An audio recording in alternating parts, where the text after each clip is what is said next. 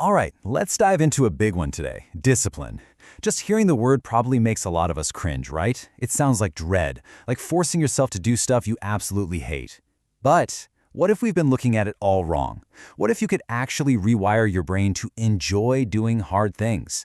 Let's figure out how to do just that. First off, let's just be real. Why does the idea of going to the gym, or starting that huge project, or heck, even just flossing your teeth feel like a punishment? Why does our brain just scream no when we logically know something is good for us? Well, I've got good news. It's not a personal failure. It's a wiring problem. This visual here, it just nails the problem perfectly. It's what I call the discipline paradox. On the left, you've got everything we want. The fit body, the finished project, a focused mind. Awesome, right? But on the right, you've got what it takes to get there. The gym, the blank page, the grind. And we hate it. We're caught in this endless loop of wanting the destination but dreading the journey. So how do we break out? Well, the very first step is to completely throw out the idea of using brute force. You know, the myth that disciplined people just have some secret reserve of willpower, that they're just better at gritting their teeth and pushing through pain. That is not the full story, not even close. Now this quote, this is a total game changer. Think about it. Discipline isn't about being a stronger or better person. It's a skill, just like learning to play the guitar or speaking a new language. And like any skill, it's something you can learn, you can practice, and you can get really good at it, especially when you understand the hardware you're working with, your own brain.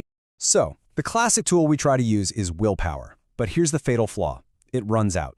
Seriously, think of it like your phone battery. You wake up with a full 100% charge, but every single decision you make, what to wear, what to have for breakfast, how to answer that annoying email, it drains that battery bit by bit.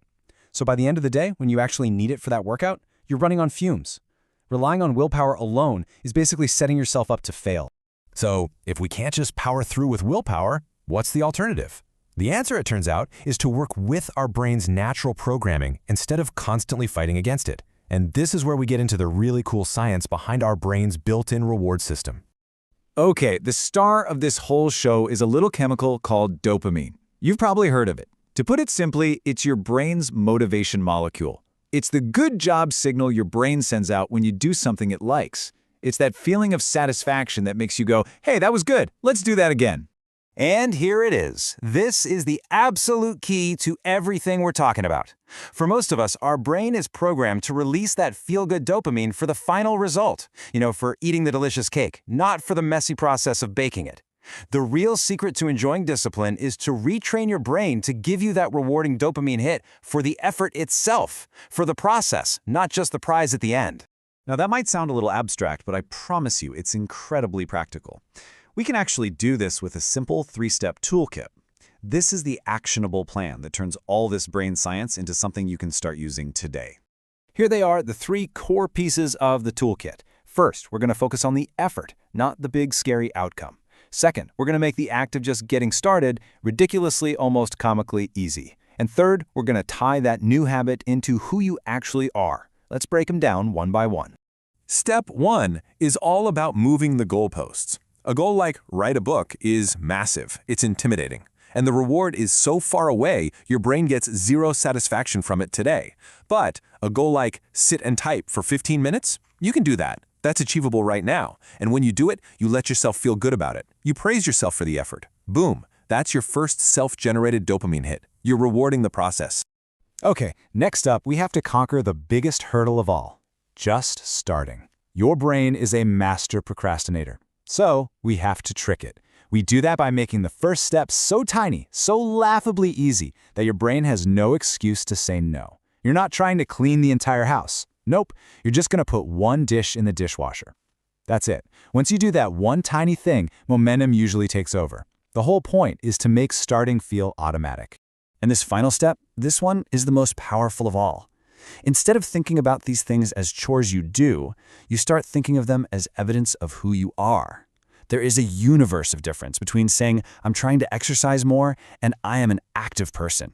When your actions line up with your identity, all that internal resistance just melts away. You're not forcing yourself to do something unnatural. You're just being you. So, when you put all 3 of these steps together, rewarding the effort, making it easy to start, and tying it to your identity, something really amazing starts to happen. The entire equation flips. Discipline stops being this painful thing you have to do. It actually becomes a satisfying, rewarding process that you genuinely want to do. So if you take away just one thing from all this, let it be this. The path to becoming more disciplined isn't about more struggle. It's not about more pain. It's about being smarter. It's about understanding the amazing machine between your ears. So, stop fighting your brain. Start training it. And I'll leave you with this final question. Don't think about overhauling your entire life. Just pick one thing. What is one small, difficult task that, using these tools, you could start rewiring your brain to enjoy, starting tomorrow? The power to change your relationship with effort is sitting right there, waiting for you to begin.